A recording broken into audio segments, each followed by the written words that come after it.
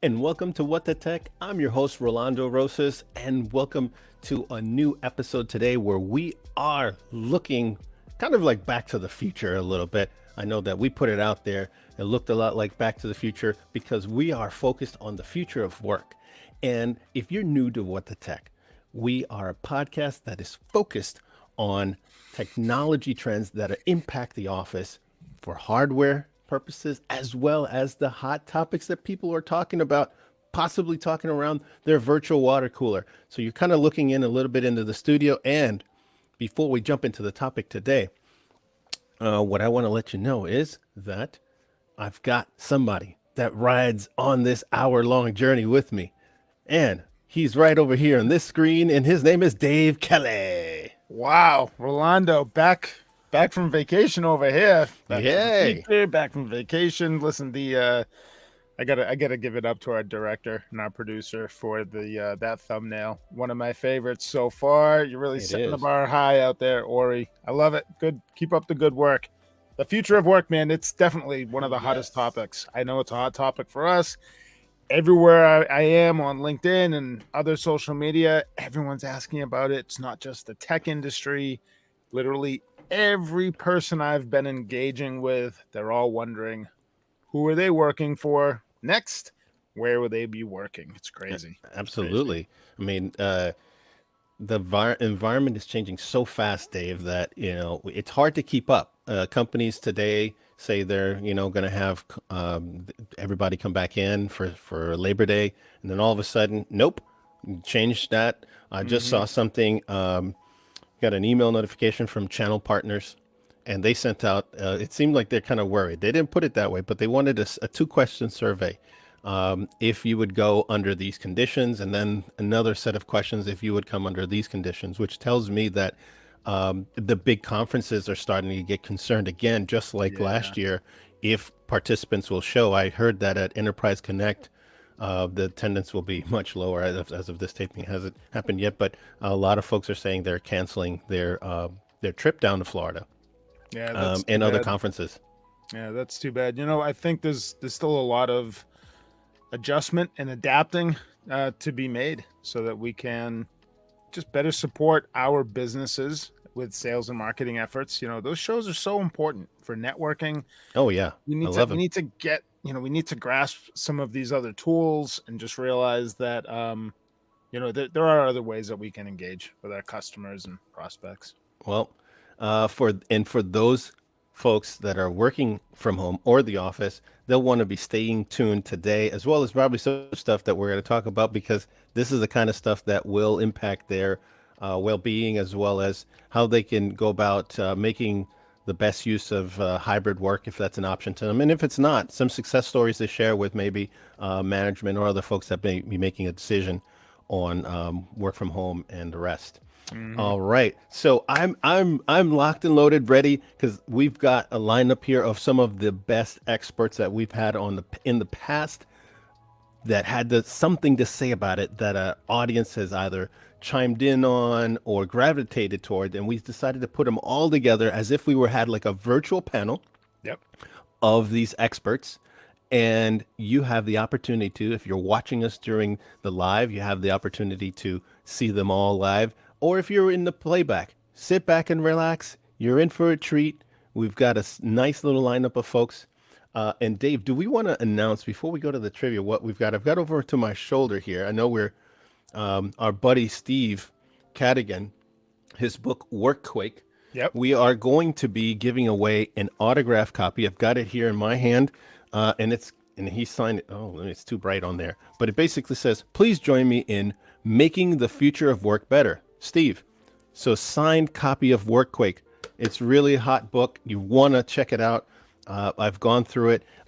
For those who don't know who Steve Cadigan is, he basically was the first, one of their first HR executives that helped LinkedIn grow from 400 employees to over 4,000. And he oversaw that growth, had a bunch of interesting stories to share about what that journey was like, as well as several other tips on how to succeed in the workplace with COVID, because it's unfortunately hasn't gone away yet in the US. Yeah, what's interesting about that book, Steve had said that he had started writing that. It may have even almost been completed before the pandemic had hit. Yes, And then yes, the he did. pandemic came in and he had to make just some changes to make it a little more relevant. But what an awesome guy, super smart. Really enjoyed our conversation with Steve.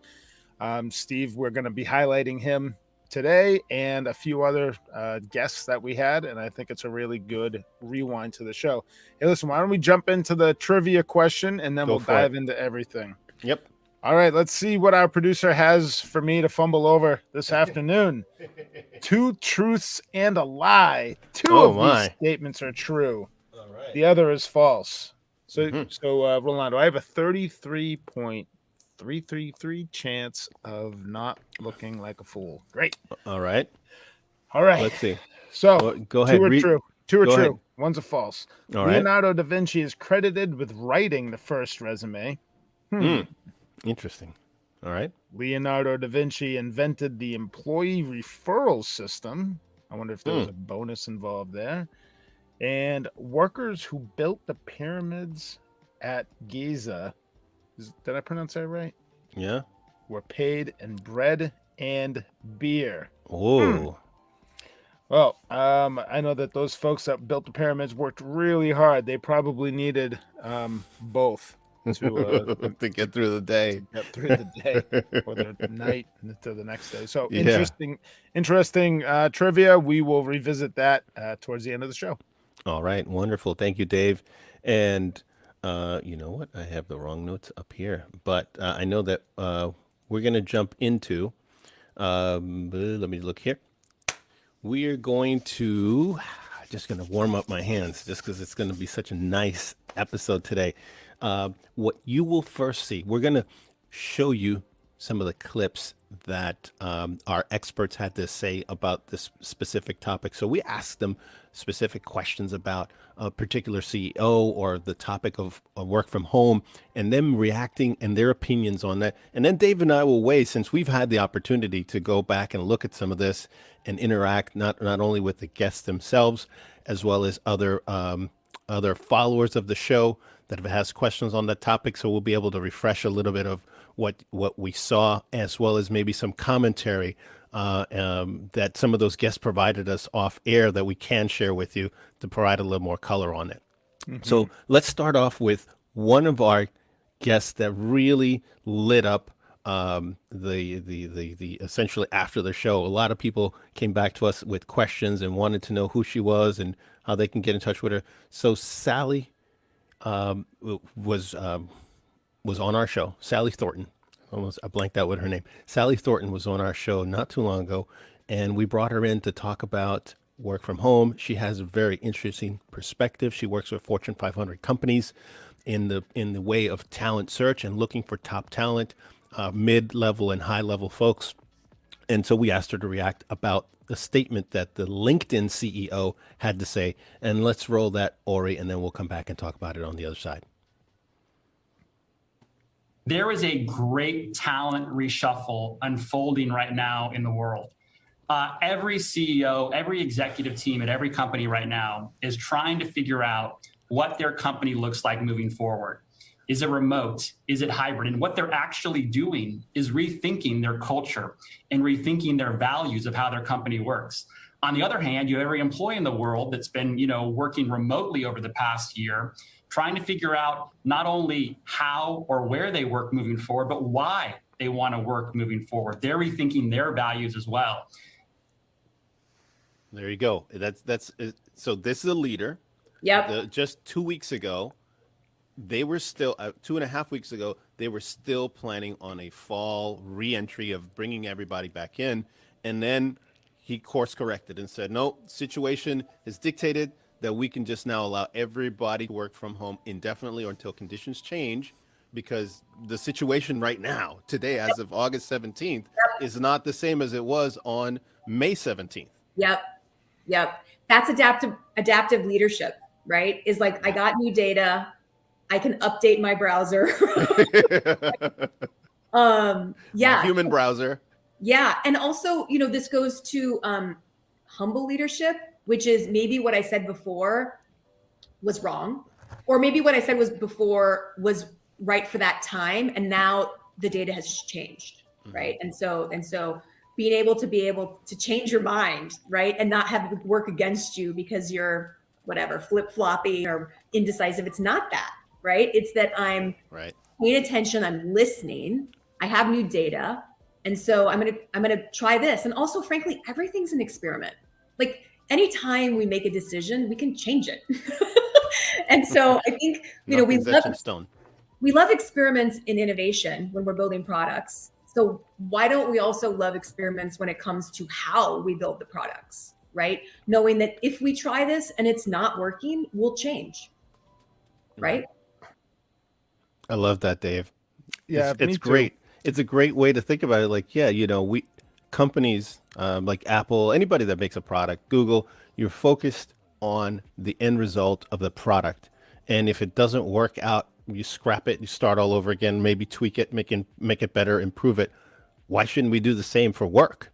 Yeah. Absolutely. If it's not working or conditions change, which in the last 18 months, I've never been under this situation in my entire short life, right? Why can't we just adapt, make work better for both employers and employees, right? Absolutely. Win-win. Yeah, and what I think was really impressive here is this wasn't a small organization. They always say a smaller business, 50 employees, it's a smaller ship, they can course correct, because it's so small. But LinkedIn is certainly not a small organization. 16,000 employees. 16,000 employees, and they were able to, what did Sally call it? Adaptive leadership. They got the new information and they were able to course correct. So it's not just something that a small business or a small organization can do. LinkedIn can do it. No, I can't agree more. And kudos to LinkedIn and their people. I mean, it takes courage to go either against the grain. If we've highlighted and we will highlight some CEOs that feel as of today still feel very much the way we're going to highlight them in here in a moment, that they feel that everybody's got to come back into the office, and every organization is different. I know maybe Steve had mentioned that as well. Every organization is different and the priorities may be different, but the end result right now is that you have folks that are impacted one way or another, depending on what state you're in, more than others. But this is a major disruption for people's lives, major disruption as well for some businesses as well to try to continue work. But the tools exist, Dave. Yep. You're talking right now in 2 different cities, and we're able to talk to customers as well in this way. And so that's what dictates, those companies that are resilient are going to rise to the top, put the tools in place in front of their employees so they can continue doing the job they need to do. Yeah. And think about it from the employee's perspective, the amount of respect and loyalty that was probably, that probably grew with everyone that works for that organization. Mm-hmm. They were all planning on going back. Some of them might've been great. Some of them may have been concerned, but the folks that were maybe concerned, when they course corrected, that's how you build respect and certainly loyalty with your. So true, Dave. Employees. I think you hit on something, and I'm not sure if it's in the package that's coming up, but the current conditions just on the employee side, all of the surveys that have come out in the last several months, all of them say, and now we know that it's happening, employees are saying, I'm not going to stick around if I'm forced to go back into the office. So much so that the labor department, which keeps these numbers on voluntary quits, saw in April the highest number that they've been keeping record on voluntary quits. So people leaving the workforce of that particular employer and going somewhere else. May was the second highest. I haven't seen the ones for June because I think June is the newest ones that are going to be releasing. Yep. But those 2 months indicate that people are not going to stick around.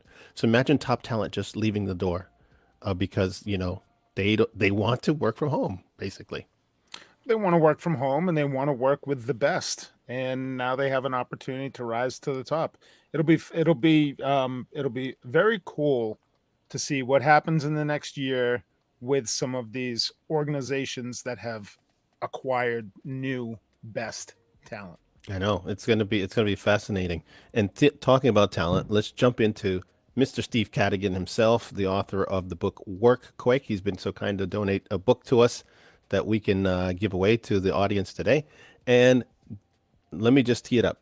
This has got to be one of the most, I'm trying to find the right word, Dave, to express how I feel. One of all the things that we've seen and we've put together on the show, one of the clips that makes me react the most, like it gets my blood going. For those that haven't seen this, I'm not gonna spoil it for you. I'm gonna let the clip speak for itself, and we'll talk on the other side. Go ahead, Ori. Things so dramatically. It accelerated a trend, but it does not work for younger people. It doesn't work for those who want to hustle. It doesn't work in terms of spontaneous idea generation. So how does it work for your culture in terms of it doesn't work for culture. Yeah. So I think, we've told people we expect them on May 17th, 1 or 2 days a week. Get used to it. Get your head wrapped around it. All right.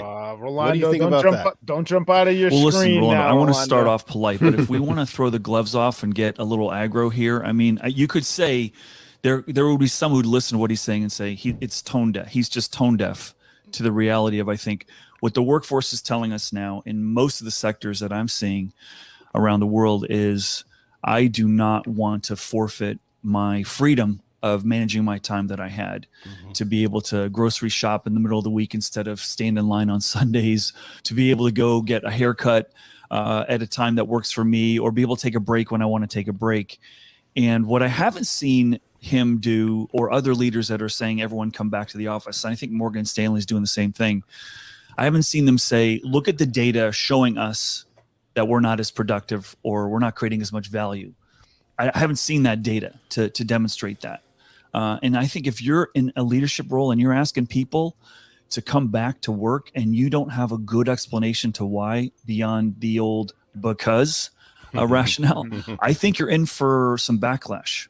And the people that are voting first, and it's interesting to get your perspective on this, but I think the people that are voting first are the people who don't have a mortgage, that don't have expenses and tuitions and things that they have to pay. They can relocate quickly and do different things. Those are the people that are going to move quickly. The ones that have some of those other financial burdens are going to still vote, but it's going to take them a little time to sort of unplug their current circumstances, maybe change schools, change locations, and change jobs. But I firmly believe that's going to happen. We're going to see more people changing because of the newfound realities of loving working from home and loving the independence and the freedom than we've ever seen before. I call it the great career migration. It's great. There's so much to say about this. The career migration aspect, instead of the word now being used is the great resignation, and that certainly captures it. But it's only telling part of the story. People are not just resigning just to resign. They're reevaluating their values. And I believe Sally or Barbie, and maybe it was Sally that told us, we didn't show it here, but Sally had mentioned that people are trying to go to places where their values line up with the place that they're going to work. And now obviously salary is still an important consideration, but maybe instead of being one, it's maybe two, and values are maybe leapfrogging or even tied with salary. Because even if you're making a nice 6-figure salary and you got to go 90 minutes each direction to work, how valuable are those 90 minutes, or it would be 180 minutes a day that you can't get back? Right. He also talks about the first folks that may make the vote or make the call would be the younger generation, the folks that don't have mortgages or families yet. They're graduating from college or just trying to start to figure things out. We're going to have to, we'll have to invite some younger professionals on. Be very interesting to kind of get their insight on things. But I'll tell you, Rolando, if I was 21 again, right out of college, I was so busy looking for a job in New England because this is where I was. So I was comfortable, kind of doing my thing around here. But now it's like, whoa, the job opportunities are endless. You could work in any industry. Well, I shouldn't say any industry, but there's just so many other opportunities. It's more options. Not just in, this country, but just around the world. What an amazing time to be 21 or 22 years old coming out of college. I think I want to learn more about the folks that are coming into the workforce and what they're thinking and the trends that they're hearing with folks from that generation. We'll have to broaden our search for some upcoming guests. I agree with you, Dave, because their perspectives are probably going to be different than our friend Steve, who's been in the workforce longer, seen different things, and his perspective, obviously, from his experience, is going to be different because he's been around the block, right? Versus somebody that is just either fresh out of high school. I would imagine, even if I think it was Shane that mentioned that you don't have to go to college anymore. Right. To succeed, and there's a lot of truth to that. Our organizations are dropping their college requirements in terms of entry-level jobs and other jobs. So that'll be interesting. But I want to react to the first piece of the clip where he says, this doesn't work for culture. What the question was about remote working and work from home. And Mr. Diamond basically went into saying that, it doesn't work, alluding to, if you're not a hustler, if you're a hustler, it doesn't work for you. I beg to differ on so many fronts. I mean, just our organization alone, we started doing virtual work way before the pandemic. We've been able to be even more productive throughout the pandemic, and every metric out there, even prior to the pandemic, that looked at work from home, looked at telecommuting, and looked at how it impacts worker productivity and employee retention, all of them were net positives to the organization as well as the individual. Now, Mr. Diamond may conduct his business more in person. It's easier to pick up the phone, like Mike here, just pick up the phone. Hey, come up to my office. I need you to talk to me now, right? That may be the way he's been doing business for the last 20, 30, 40. I don't know how long he's been working at that organization. And it does have some conveniences. You could have somebody that you need that's subordinate right in front of you right now, right? You pick up the phone, they pick up the phone, whatever. But you know what? You can still conduct business just like this, and many organizations, I think it was Barbie Brewer who's working at ClickUp and worked at GitHub, who's virtually, they are 100% virtual. They are able to conduct business. It's just a different way of doing it. And I would imagine that some of those employees that work for Mr. Diamond, they want to be able to work from home. And everything that you were talking about younger people, I'm not so sure. Their claim, his claim, and the other gentleman, James Gorman, and a few of the bank CEOs say that younger people want to be, mentored and whatnot. They do, but there's no evidence that says that they would take going into the office over working from home, because the evidence so far says that it's the opposite. The younger generation, in higher numbers, and I know we have a stat somewhere, 49% of Gen Z and millennials, and this is the Bloomberg survey. There we go. Thank you, Ori. 49% of millennials and Gen Z. So these would be the folks that would be more than likely going into the workforce for organizations like JP Morgan Chase and all the other big banks, where the CEOs are kind of opposed to work from home or completely virtual. These people are saying, almost 50%, Dave, are saying they would rather quit their job. The older folks, and I haven't heard Mr. Diamond or other CEOs from the bank say it this way, that the older folks that have been around are the ones that want to work in the office. They're making the case that younger folks that need to be mentored have to be in the office, and they can only be mentored if they're in the office. Not this particular survey says quite the opposite. So I feel very strongly about this. I don't come out and make a lot of opinionated statements throughout our podcast, but I feel so strongly because it just hits me like, like a linebacker hitting a running back, that I have to put out what's the facts. I can give you my opinion, but at least from what we can tell so far, the facts are not in Mr. Diamond's favor. And I would welcome him or anybody from any of that organization that wants to give us some more insights as to how that's going, how that's playing out. I welcome you. Pick up the phone. If that's what you want to do, send us a comment. We'd love to have your thoughts on air so you can share that with our audience as well. Yeah, very good point. And you know what? Also with Jamie Dimon, And with some articles I've been reading, there's employees that want to find a job or an organization that shares their values. So if you have the folks that are willing to do what it takes to kill it financially with an organization like them, and they don't mind the hustle of the commuting and getting into the office and work taking over your entire life, or a big majority of it, I'm sure they'll still find employees that are like that.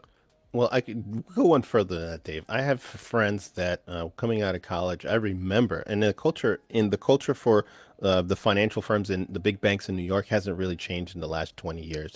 It's a hard working. You work 80 hours a week is not uncommon for these institutions, and these guys and gals that I've known that I don't know specifically his organization, but several of the other big banks and financial firms, they all have the same mentality. You work long hours, especially if you're coming out of college. You give it your all, and those people get burnt out really quickly. Yep. And they may like the work, they may like the camaraderie, they like the other people they're interacting with, but they get burnt out really quick. So I'm not sure it's great for everybody's health. I know of some folks that have worked in that sector, and it does require a lot of hours. And why spend, if you have to work 80 hours and then a week, and you're commuting at least an hour each way, that's at least another 10 hours, 90 hours or 10 hours of commute time that you're not going to get back on top of the 80 that you're putting in for work. I know. And, I remember being in my 20s doing that math. And it was like, I have no time to myself. I'm driving 60 miles one way. That's an hour plus. And then there was just no personal time. And I remember saying, is this how my folks did it? Like, it was 90% their career and then a little bit of time for themselves and for their family. It doesn't have to be like that. If that's your cup of tea, there's plenty of tea to be served, I guess. I want to make a correction. I mentioned Barbie Brewer at GitHub. It should have been GitLab, not GitHub. So yeah, right. A small correction there on that. Let's roll into Dave. Shane Howard. I love this guy. I love Shane. My little boy loves a commercial from Simply Safe. He'll say, "I love that guy." He's a guy with a mask, with a beard, with a stash. I love this guy. We could just put him on autopilot. He could do that broadcast. That voice that he's got is amazing. I could just listen to him all day long, talk about all the stuff. Now, yeah. Shane, we asked him to react to David Solomon, another bank CEO that had some similar statements. And this is what he had to say about David Solomon and work from home. Go ahead, Ori. From him, and I'm just going to read it. I do think for a business like ours, which is an innovative, collaborative apprenticeship culture, this is not ideal for us, and it's not a new normal. It is an aberration that we're going to correct as quickly as possible. I think he's missing the mark. We're dealing with a lot of archaic systems in this, and this gentleman, while there's no doubt he's probably much smarter than I am on many different things, and he definitely knows his business. And I think that's really what it comes down to. You have to know your team. You have to know your business. And if you're willing to draw a hard line in the sand, that's a hill that you need to be prepared to die on. Again, I don't know his self-awareness. I would assume he's very successful and has very good self-awareness because of the position that he's in. But it's not a uniform thing that we can say, no, you're coming back in the office. If you're a leader and your individual contributors are struggling with the option, maybe you're not doing a good enough job of letting them know how safe it's going to be, letting them know their life completely shifted. Now all of a sudden they're also daycare at home because the daycare shut down and the daycare lost its business. So now how do you tell people, there's a lot of variables in place, and you have to take those things into consideration. And ultimately it comes down to leading with empathy, and you have to have those things. All right. There you have it. Shane Howard. Yeah. So Shane went in and, we were talking about this leading with empathy piece. Again, another word that I'm hearing more and more from ex-colleagues and friends.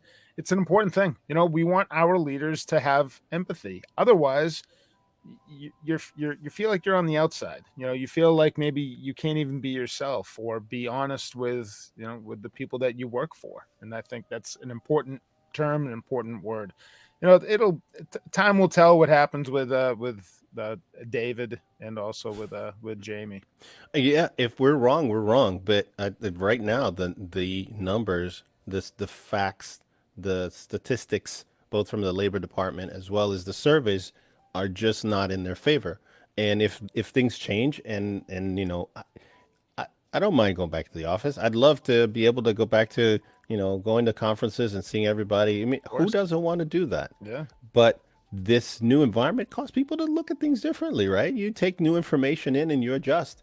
Maybe you were somebody that commuted from New Jersey into Manhattan every day, or from Connecticut. You took Metro in from Connecticut into the city every day. You don't want to do that anymore. You're like, well, I can do my job right from home. I'm not pounding out, stamping and molds on a factory floor. Right. And I just want to also say that for those folks that are doing that kind of hard work, retail work, flipping burgers like I did when in college and in high school, it's hard work. You have to be there in person to make that happen. But for all of those folks that are connected, and they either talk like you and I for a living, or they can, grab a laptop and do work. Those folks don't have to be in those buildings. They could be anywhere. Yep, absolutely. But we're not saying that we want to live in our houses and not go outside and not interact with people. Right. We do want to go to the shows and events and kickoffs. But maybe go back to the stadiums. I want to go see my favorite football team. Right? And that's happening to some extent. I like going and seeing a live show, a concert, right? I know you're a big fan of Bad Bunny, right? Number one fan. But yeah, you're right. It permeates, right? It's not just work, and I think if I could go into a restaurant and sit there safe, that's my choice. And that's, I'm sure, the choice of those employees.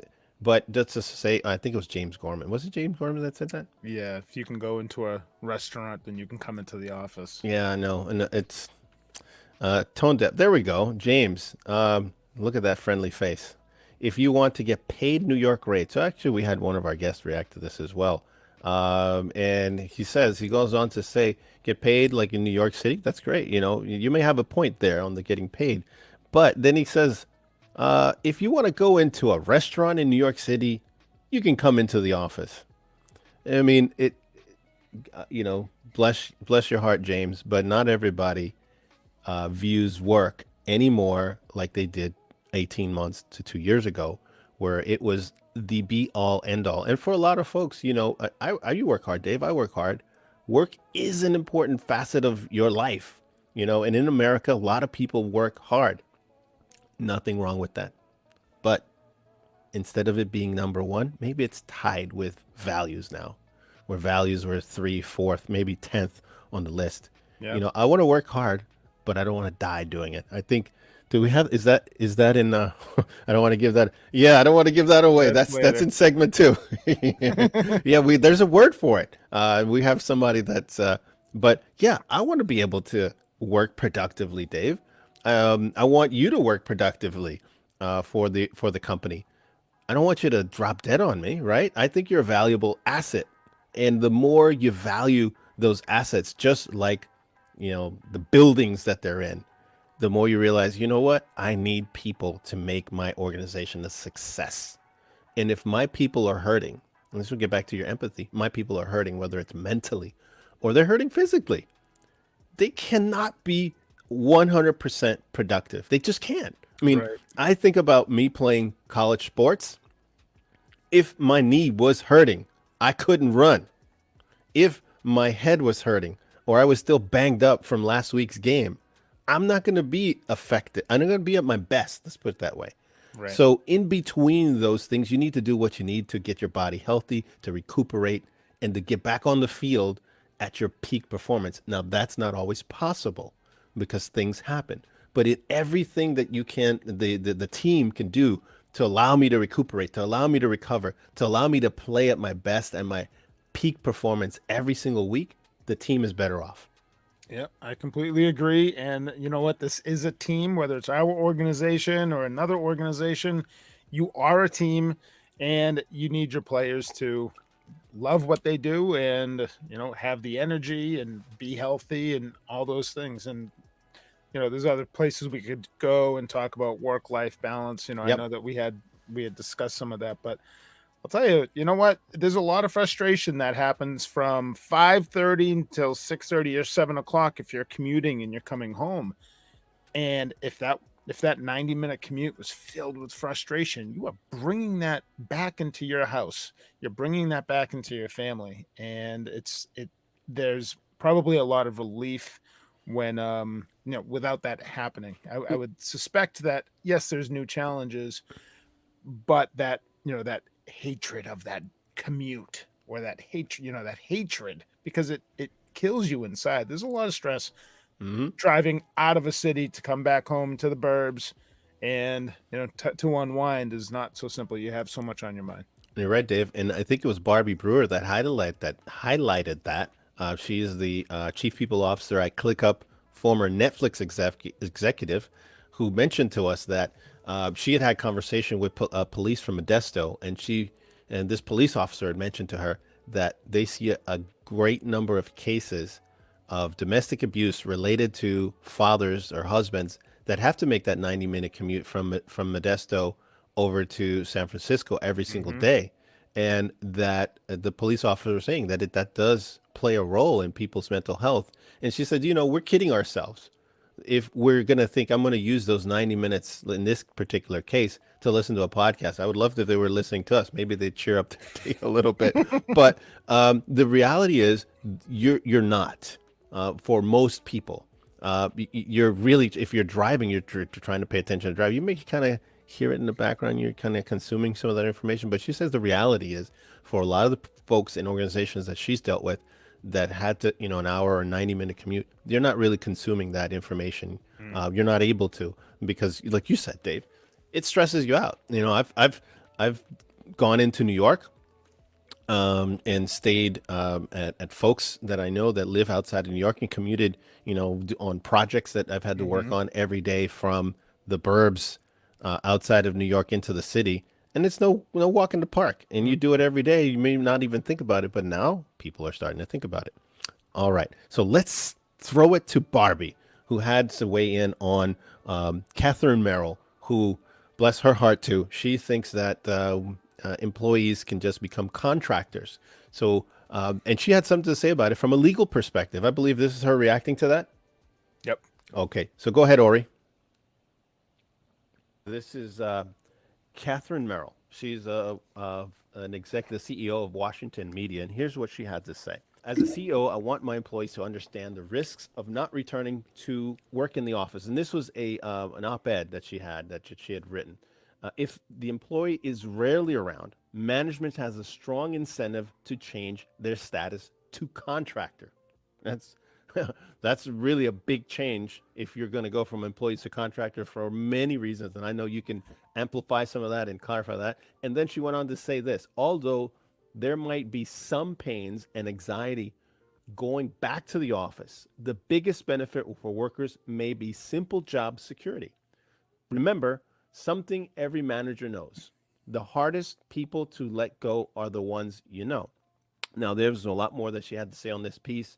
There was a lot of blowback, and she corrected some of this, or I should say she refined some of her, but she basically come out and said that if you don't come to the office, we're changing your status to a contractor versus an employee, which for a lot of people would be a very big ordeal to go through. Well, and it will be for her company as well, because it's largely illegal.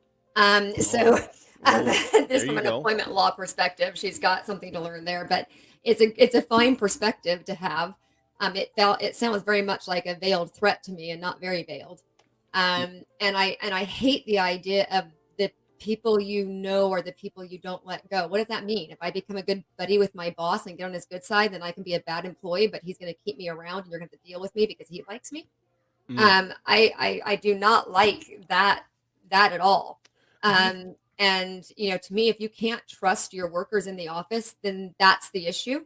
If you can't trust them in the remote work environment, that's the issue. But why would you bring someone into an office and feel more comfortable with someone you don't trust that way? Trust. Yeah, trust. Really, and she makes some really good points there. You know, what is it? What do they say? Perception is reality. You know, I don't agree with that, but it's like, oh, Dave's in the office every day. Every time I walk by his office, he's on a phone call. He's must be working really, really hard. Keep him on board. And then Or the guys she that said- are at home, it's like, well, They're watching Netflix. They're doing Netflix. Well, she told us too that there are people that are sitting at their desk watching podcasts, right? And not on their lunch hour. Right? So just because you can't see them doesn't mean that they're goofing off.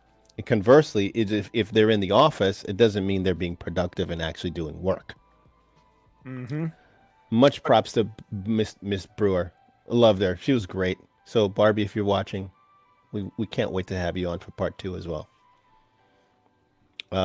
Okay, we've got another guest that we had on. One of our more popular guests, Dave. I know every time we put something out with him on LinkedIn, it's one of our more popular clips with Mr. Sam Kennedy of Poly, and he had something to say about Jamie Dimon saying that he's tired of Zoom. You know, he's canceling on the Zoom meeting. So go ahead and roll that, Ori. It's going to be that dramatically different. And you personally have had it with Zoom, right? Yeah, I'm about to cancel all my Zoom meetings. I just think they're just, I'm done with it, you know. And I'm going to Boston today. I went to California for 3 days. This is 6 months ago, and I met with 100 or 150 people, all outside, all safe. I met with a women's group, venture capitalists, private equity, investors, CEOs, tech people. You get to see. I got to see my bankers in action. You know, over a glass of wine, the clients tell me the truth about why we did get a piece of business or why we didn't. A lot of the tech people are telling me that we should be using more of this in our data centers and more of that. So after 2.5 days, you're brimming with ideas and thoughts, and you don't get that from the Zoom world. On some level, I can understand where he's coming from in that 100% of meetings being video meetings. I'm just as frustrated as he is, as somebody who's dedicated 25 years into video collaboration. I'm ready to get back and see people and be like in the presence of actual other human beings. I love working from home, but being able to actually get and see people that I work with and see customers and see partners and see you guys live, I can't wait for that. So, I think maybe he was just being, not saying that I would do 100% away with the video collaboration type meetings, but maybe more along the lines of, hey, it would be great that we could get together here and there. And, video was always kind of meant as that in between, right? Where I'm seeing you on a more regular basis, and then in between when I see you, we do video meetings. And I think there's we all desperately need to get back to that on some level. But desktop video is not going away ever again. We're finally here, but it's not. Nor was it ever really meant to replace 100% of meetings. Yeah. You know what? It made me think about, so no Zoom meetings, we'd be in a world of hurt if we canceled all of that stuff, man. we do a lot of that here, and it works. It works for us. A lot of it's scheduled. There's some impromptu, but we're just as much in communication than that phone that's sitting behind me, right? Yeah. And if anything, it's improved. So technology, and this is where, being in the technology space like we are, Dave, I am really happy and glad that we have the companies that we work with, like Poly, that we're able to basically come to the rescue of a lot of organizations and enable better collaboration, better communication in the time where it really was needed the most, as well as some of those other service-related companies like Microsoft Teams and Zoom and some of those other platforms that actually got better through the pandemic and improved the way that we can communicate and collaborate in different tools that we can use in order to do work. Right. And I think a lot of the users got better as well.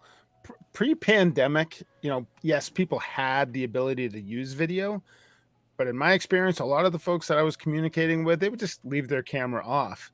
And I was not a stickler for that, and I was kind of part of that situation as well. But since then, more folks that maybe would have not turned that on, they're turning it on. But I have much better relationships with the partners that we work with when we use video, and we're not judging them with outfits or what's the background noise or their environment. It's a fun way to get a closer relationship and to kind of build those partnerships. So, and also Sam's not saying, and we aren't saying, video replaces every sort of human interaction, no way, with physical interaction. We are still huge proponents for all of that. It's a nice accompaniment to the just to getting more done, I guess. Well, I can't even add to that. You nailed it. You nailed it. And technology to the rescue when we needed it. And what more is there to say? Thank you, Sam, and thank you for sharing that. He also shared something that I want to amplify because I like saying what you just said. He said it a little differently, which is people want an experience when they're interacting with you online, in Zoom or Microsoft Teams. Let the true you come through. The turn the cameras on, like Dave said. I know we're using microphones and studio cams and all that, but that may not be needed for you. And if you need, your organization needs to be outfitted. And a little plug for us. Look at us. Hit us up. Send us some comments at Global Tech. We will take care of you. Make sure that your organization has what it needs in order to be successful in this new work from home environment that we're in. So, and oh yes, Dave, hit all the bells and whistles just for you. Get notified because we do come out with nuggets throughout the. Actually, I had somebody tell me, "Why don't you just say tips?" All right, special person, you know who you are, that told me to say tips, and other insights that come out through the week that we share that are not part of the podcast, but that are helpful so that you can make the most of the equipment that we sell, as well as other insights that our guests have shared. All right, Dave, let's jump into, let's talk about, do we have somebody lined up for the book or no? We'll keep going. Okay, no worries. We'll save that for the end. Okay, so we go to number 2. So peoples and stories. Dave, so we the first here, we just shared all of the reactions to CEOs and all these important people. Mm-hmm. All of these guests came with some real important stories to share about either their own experiences or other experiences that contributed to the type of topic we're talking about, which is the new work from home or work of the future. So Let's start off with Mr. Steve Cadigan, where he talks about there's more to life than work. Go ahead, Ori. Like for Germany, for example, I heard, and because we have companies that we work with in Germany, it is not uncommon to everybody's gone to the office by 5 and enjoying themselves at a bar, a pub, wherever, outdoors with others, with loved ones, with friends. Mm-hmm. Where here, it's, in some places, it's frowned. You got to be the last one out the door along with the boss. Right, because you're not hustling. You're not hustling. Right.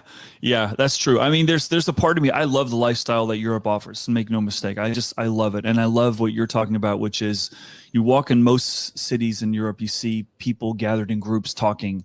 And a lot of times in the States, you'll see people sitting at tables looking at a phone and not talking in groups. And it's just more of a communal environment, which is pretty interesting. But I do think you mentioned something that has really caught my attention in the last few months, which is this notion that people in America in particular, we really identify ourselves through the work. I am a such and such at so-and-so organization. And that's been basically eliminated, disaggregated over the course of the pandemic, because who you are and what you do and what your title is needs a social setting for that to be something that's discussed or shared. And we don't have those social settings. And I feel it's been a good time for us to sort of unpack and and sort of say, well, that's maybe there's something more meaningful, like spending more time with my loved ones than just, pounding my chest that I'm a so-and-so at a such and such company, and I think it's a healthy change for all of us. All right. Healthy change. I welcome it. Absolutely. I'm sure a lot of folks that are either listening to this or watching this, especially live or even during the playback, if you happen to be future you watching this in the playback, you would appreciate being able to not do that if you're doing that 1 hour commute in each direction. Steve had mentioned, within these social settings, if you're meeting someone new, you're saying who you are and what you do, or you're asking those two questions. I had read somewhere a long time ago that said in a non-professional social environment, avoid those questions. Hey, Rolando, I'm Dave. I'm a manager at Global Tech Worldwide. It's like, how about I enjoy fishing? Now it sounds like I'm doing online dating or something, but who you're, who you are and what you do, and asking that question to me sounds a little cliche unless you're at, a professional networking event. You're right. And I remember this is when I first started my professional career. I was in New York City, working for what's now called Altria. And I was visiting a buddy there who worked in corporate, and it was getting later in the evening. It was already 6:37, and I'm like, hey, what's going on? What are we waiting for? I want to go to eat. I want to get something to drink. And he didn't want to tell me, but we later left the office like at almost 8 o'clock. And it's just what I was just telling you about. He was trying to make sure he was one of the last ones out with the boss. Right. At corporate. And I was like, oh, this is what happens here. And that, I'm sure, happens all over the country all the time. And in other countries, hey, see you later. I'm going to go get a drink, right. Or I'm going to happy hour, or I'm going to go with the fellas or the gals or whatever. And it's already 5 o'clock. We'll punch in tomorrow and we'll do it all over again. Right. It's like a totally different mindset. This hanging out just so that the perception is that you are the hardest worker. I've never agreed with that. You know what? I love a lot of the folks I've worked with in the past that have that mentality. Skipping lunches, staying late. Where is so-and-so? He's still in the office. They could be under their desk sleeping. Yeah, they absolutely could. And actually that goes into the next clip when we talk about, with Sally Thornton. Yep. Go ahead, Ori. Roll it right to her. Data around work. Why do we have this work ethic? Why we know it's good, but how can it be extreme? Right. And so I spent time at Stanford researching the future of work. And I really learned that the way in which we work is a little bit broken, that the always on mentality, it was too much. Do you think this is also uniquely American? There's a few countries like this that I've read about it because the culture supports this type of work ethic. It essentially, I don't want to say glorifies, but maybe the incentives are aligned in order to do that versus other countries where that's probably not the case. Exactly. So Japan actually has a word for death by overwork. Really? We don't have that word. I mean, we probably say heart attack, but yeah. And so it definitely exists in other cultures. But famously, it doesn't, that's not how the Swedes look at it. And so it's interesting to look at cultures to understand the water you swim in, right? So that's where I really liked social science, because even though I was really into, math, I spent more time in the social science realm to try and Venn diagram, like how do these things interact, and how might we redesign work in ways that actually benefit everybody? Because I'm a capitalist. I love how the U.S. economy works and benefits and creates innovation, and there's so much goodness to it. But we always have to look at the flip side, right? Whenever we love something, we should always say, okay, but what's not good about it? Because it keeps us fresh. It keeps us thinking, and those critical thinking skills. So anyway, that's what drove me to start a company around how might we redesign work with diverse teams, because there weren't that many women having babies at the executive level at my company. When I looked around at this, it was called COVAD. There were very few women. and that was surprising to me, right? Because I grew up in Minnesota where I thought everything was equal and like it was a meritocracy. But when I started to look at the data, right, math, I was like, the data tells a different story than what I've been told in the ethos that like it's a meritocracy. And, so it was just a really interesting way to say, like, how might we start to look at the data, start to design differently, and allow it to be a win-win-win. So triple bottom line, right? It's totally possible. We just have to be more thoughtful in the design. Love it. Yeah, what a great guest. She's so smart. She was saying, she joked and said, well, maybe we do have a word for that here, heart attack. I don't know put that, I'm listening to you. Put up that graph. And Dave could talk over it with the... Yeah, that's hysterical. So I don't know if they would. I don't know if the Japanese would laugh at us if we use the word burnout, because that's like, all right, so you just got to recharge your batteries and you'll be fine. If you work, I've worked for organizations, sales organizations, that the culture is work as hard as you can, 80 hours a week, nights, weekends, mornings, on the road, all this stuff. And you know what? The burnout was the name of the game, and they didn't have a way. They didn't have a way to train folks that you can do your job and meet the expectations of the organization without being burned out. And because of that, each region was replacing 90% of their sales force every 24 to 36 months. And because of that, they had to be really heavy on the training side, because they were always bringing in new employees to train. And then it was really tough because for the folks that were selling in the territories, the current clients were always having, the current clients weren't necessarily changing, but there was always a new person, a new person. And then those clients realized, hey, I don't think I want to do business with an organization that burns their people out. And it was just a struggle. And I'm sure that organization is still, the name of the game is bring people in, get them trained, get them in the field, and just rinse and repeat. Rinse, wash, repeat. Is that rinse, right? wash, rinse, or wash, rinse, and repeat. I think you got it.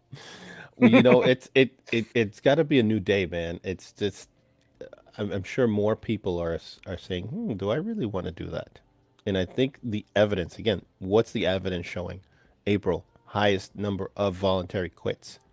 May, number 2. And we're waiting to see what June's numbers look like. But I don't think this model of work, and Sally alluded to it, is going to be work. It's kind of broken.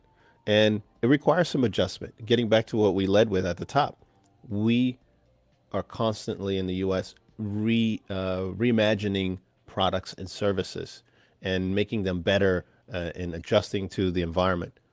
Let's do the same for work. And it can be done. And some organizations are leading the way with that. We just need more organizations to do that. And I think we would find that the attitudes and work relations will change even more and have even a better impact on the bottom line. I wholeheartedly believe fresh workers that are healthy, make better workers than those that are unhealthy. Absolutely agree. 100%. All right. Let's jump into Shane Howard. Had to say something about what's going on in China with employment, specifically teachers. This blew my mind away. Ori, go ahead and roll it. More important to have the 75,000th ranked chemistry teacher because he can be in person, or through this relationship and our alumni, we can bring one of the top 10 chemists in the world that's willing to come now and teach because he's retired and he wants to give back.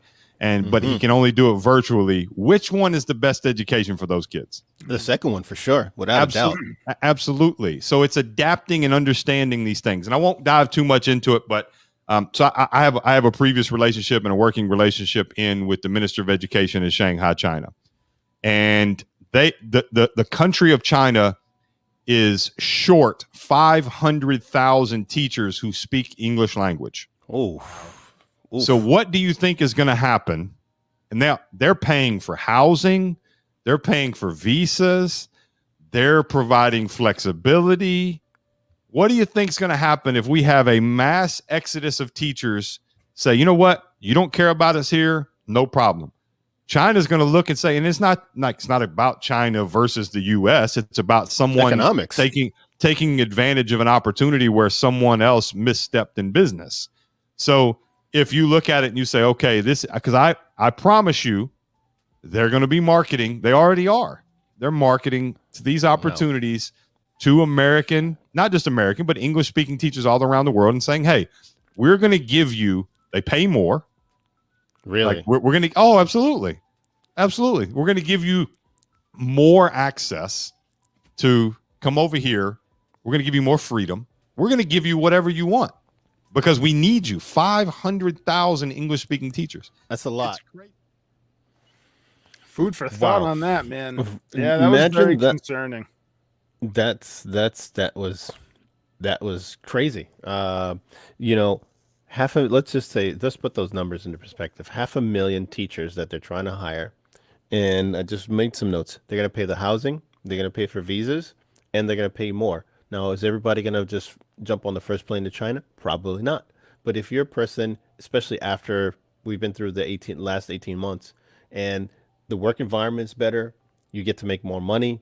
Even if you do that for a temporary stint, right? If you're younger, you pay off your student loans, you have extra money in your pocket, and then come back to the States if you want to come back to and do something else or continue teaching. You can do that. Or you can continue working virtually, which was what Shane mentioned about his wife, who's a teacher. Now she's going to be teaching online, and they're moving to Portugal. Right. And they're going to be able to make, essentially make more money because they're living somewhere where the cost of living is lower. But imagine that, Dave. Imagine teachers now leaving the workforce here and going to China because they're getting paid more, as well as not having to pay for housing. Right.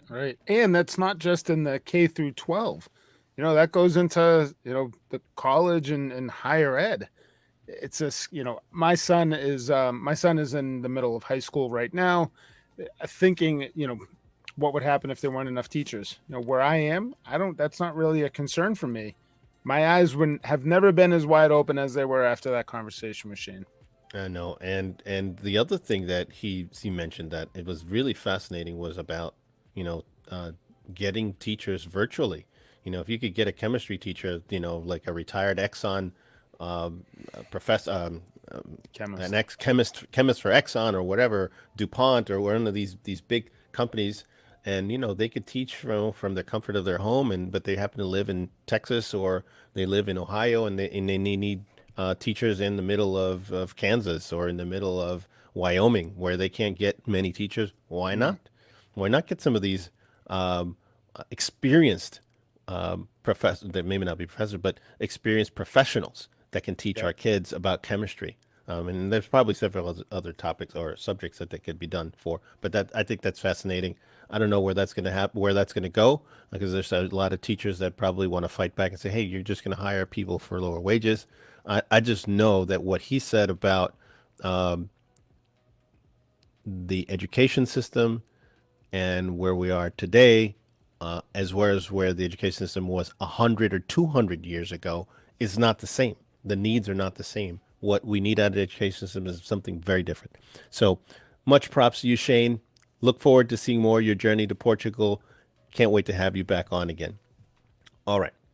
Who are we going to now? Let's see who we've got. Shane. Oh, we're gonna round it out with Barbie Brewer. She's gonna talk about remote working experiences and what it's like to work remotely, especially if you're 100% virtual. Go ahead, roll that, Ori. Either starting to be remote or are looking to go in that direction. What's that like? What's the workday for you like, or what's that experience like as a manager? Yeah, it's funny. It's I loved it, but I'll have to confess I'm a little bit of an introvert, and I was, in my health situation at the time. But I got to know so many amazing people from so many different places as a manager. I hired some amazing recruiters in Nigeria. I had someone I absolutely loved in Russia. My very, very favorite HR ops person, her name was Brittany, and she's a military spouse, and her husband was very successful in the military in terms of going up into higher levels. I'm not familiar with the military terminology a whole lot, but she already had to quit her job every time her husband moved to a new base. And then with GitLab, she was able to keep her job and build a great career for herself instead of having to quit jobs every year. So for me, it was great. It was fun because we did get together, every 9 months. We'd go to Cape Town, or we'd go to Croatia, or we'd go to Crete or Prague. We'd go to all these different countries and just play, essentially, because we didn't want to wait for a meeting to get work done. Otherwise, no work is going to get done. But we still wanted to meet together.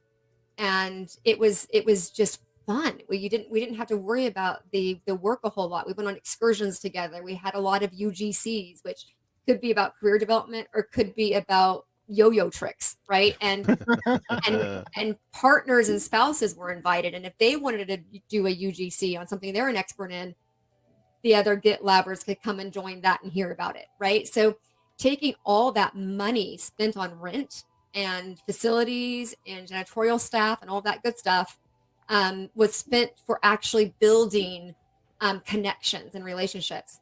It encouraged people to get together and meet, but it in a much different way. The work could get done. Honestly, GitLab had people in over 60 countries, so we did a lot of things asynchronously, which is a different muscle to build. Thank you, Barbie Brewer. That's all I can say. She's a fascinating individual.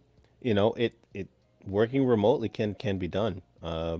You just need new muscle memory. Especially if your organization has not been doing it for a while. But for GitLab, it's in second nature, and so it could be a very good experience for the organization, for workers. That's the bottom line here, Dave. Yeah, and I like what she was saying about some of the best, most fascinating, fun people that she had met started with, video and audio collaboration. And then when she would take the time to get together, they already had a positive relationship. It didn't seem uncomfortable, and they could just go out and have fun and just build that relationship even stronger. So it's not replacing. It's not video should replace physical meetings and get-togethers, but I certainly see, even in our organization, how video has really strengthened the relationship that we have just amongst ourselves. I like it, and it just I'm hopeful that more organizations will adopt this and let their workers, if they want to come in. And that's the thing, Dave. Some organizations, you may want folks to come in periodically, right? But the opportunity to be able to do that job at home benefits those employees that need that flexibility. So if they need to come in, let them come in.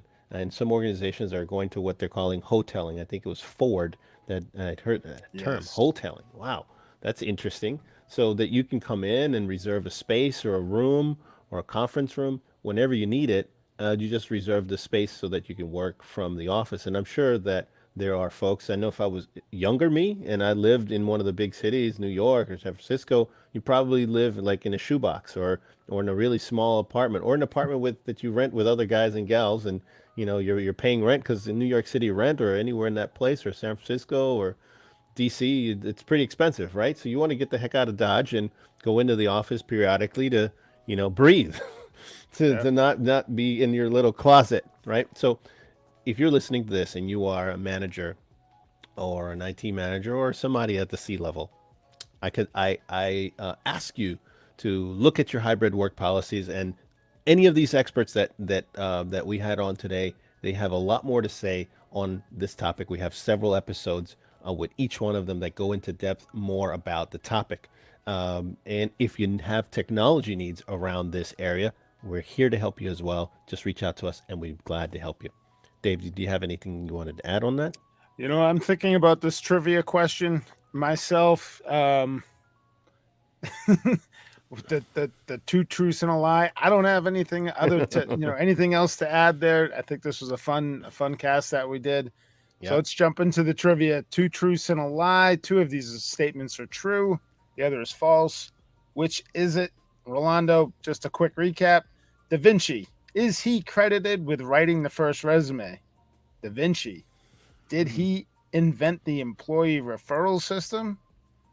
And workers who built the pyramids of Giza, did they receive payment in bread and beer? I don't know. I don't even have a guess. I'm gonna put this back over to you. What do you think? I think number 3. The first two seem like they're about workers. So I'm going to stick with the first two being true. The third one, because it's different. It's the only reason why. It's got nothing to do with Da Vinci. Maybe they were paid instead of bread and beer with something else. Maybe with bread and salt. Who knows? Maybe they drink beer. I have no idea.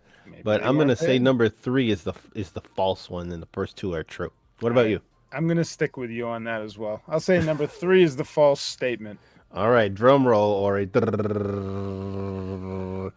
Oh, love it. Very good. Wow, yeah. We got one right. It says that workers who built the pyramids at Giza were paid in bread. Oh, wait a minute. Did I get it wrong? Oh, we did. We celebrated early. Yep. You celebrated too early. Yeah. No, we read it wrong. So we're wrong. So number 3 is true.